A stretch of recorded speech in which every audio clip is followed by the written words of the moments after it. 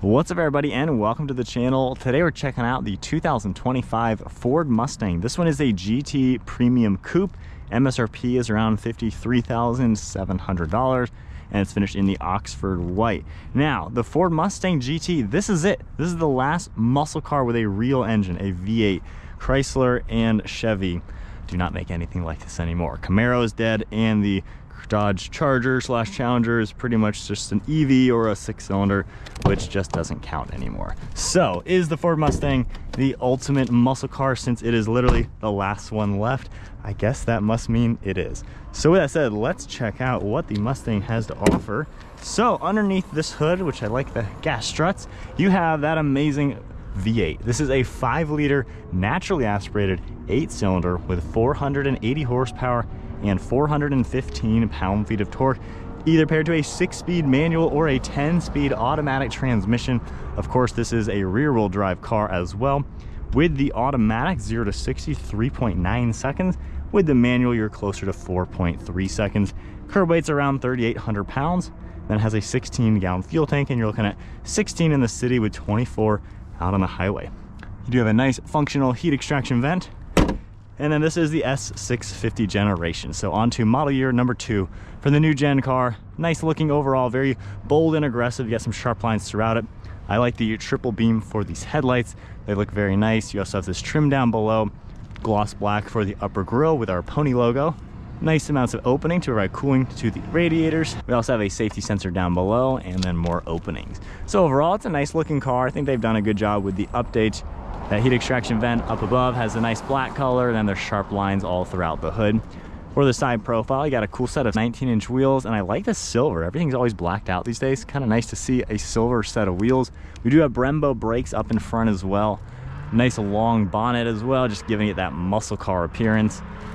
5-liter badge as well, and then some plastic trim down below that with white for the mirror caps as well as the door handles.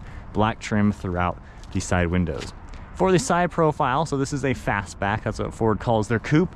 I will say for the S650, this new one, especially with that spoiler, the rear end does look very long. It does look a little odd. I think a pedestal spoiler is a lot nicer for these cars to just make this not look so funky. You got some nice sharp body lines for these rear fenders. The spoiler, super low, super flat. And then look at the sharp angles. This is very different from the previous generation with just these taillights and how everything cuts outwards. You have some plastic material for the whole rear diffuser, your quad-tipped dual exhaust system, rear parking sensors, logo in the back as well. It's a cool looking car. I mean, it still looks like a Mustang. They've done a good job overall. Now you do have a trunk button back here. Pressing that, we can pop that open. You have a pretty good amount of storage space in here. Definitely very useful. Those back seats fold down nicely, and you're gonna get all the Mustangs up on this glass. So that is a really cool little Easter egg with all the different generations. From here, if I go through the inside, you can see the seats folded forwards and the rear folded back. You can see the large opening into the trunk as well. And then just pushing these, manually lock them back. So you have those handles right here to actually put them down.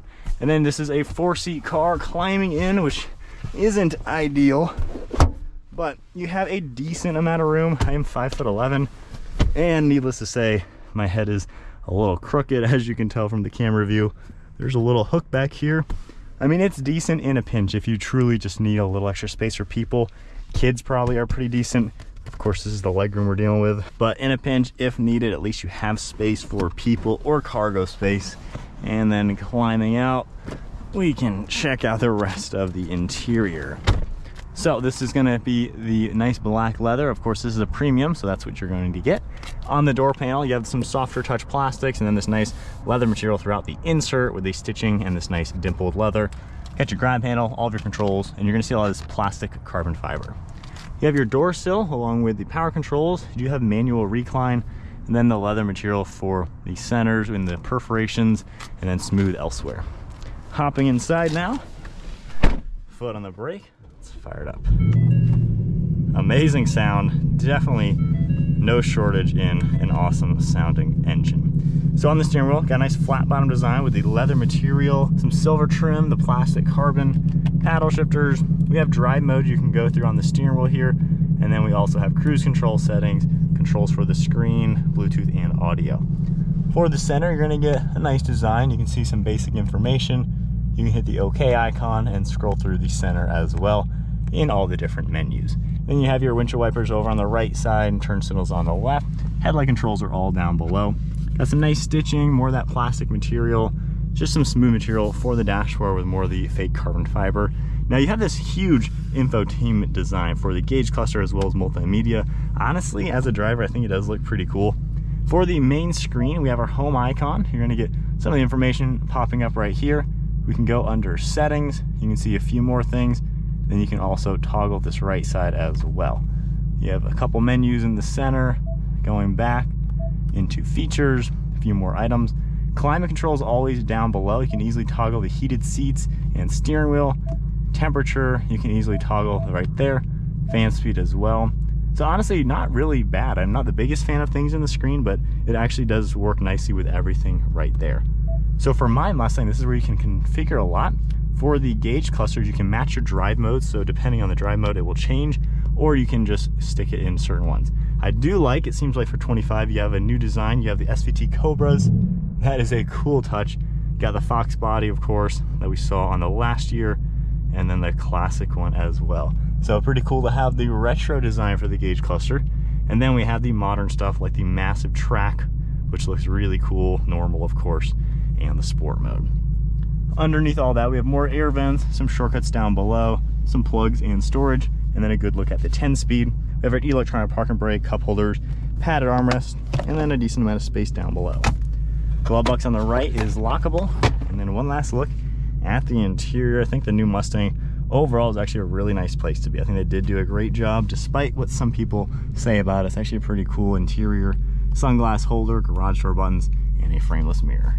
All right, so setting off now in the Mustang GT. So obviously you have some good power from that V8. It is a smooth power delivery, really nice RPM band that you got to play with. The gauges, that's a pretty cool touch on this car, just to give you something a little bit different. And it's nice to be in a V8. There's something about a muscle car with the real engine. I mean, the EcoBoost is a great way to go if you want to save some money. You don't really need the crazy performance, but Chevy doesn't have something anymore, and Stellantis is kind of going downhill with electric stuff. So this is cool that Ford still offers the Mustang, and I like the Premium. You know, you have all sorts of good tech, heated and ventilated seats. I love the gauge cluster designs you can play with. It's just a pretty neat design overall with what you can do with this car. And I know not everybody likes the display and everything, but honestly, it ends up looking pretty good. I think it's a pretty well laid out design, pretty user friendly too. Of course, you can drive it in automatic and manual mode, and just a nice comfortable place to be. The seats are comfortable, well padded, really can't complain with that. Visibility's all good, nice large windshield, good mirrors. Can't complain at all with just the overall use. I think the interior is easy to use. I don't mind everything in the screen, given everything is right here. You don't have to go into 10 different menus just to make an adjustment. So I like how that is simple overall, and it looks clean. The custom gauges are neat as well, just the way it is, just kind of giving you some fancy tech in a muscle car, and yet it still drives like a muscle car, which is an important thing. So it seems really well rounded for what you're going to have. Now, with all that said, for the performance, we've had some Mustangs as press cars. We've had a Dark Horse before. And if you want some real performance, the Dark Horse is pretty sweet with what you have to offer. And then, of course, upcoming Shelby models, GTD models. So there really is a Mustang for probably anybody. There is a very well-rounded spectrum of this car. It sounds really good too with the transmission and everything. It shifts pretty nicely. It's smooth to drive in drive. And then manual mode, there's a little bit of a lurch between gears. I'm not the biggest fan, but when you're really punching it, it does shift super quickly.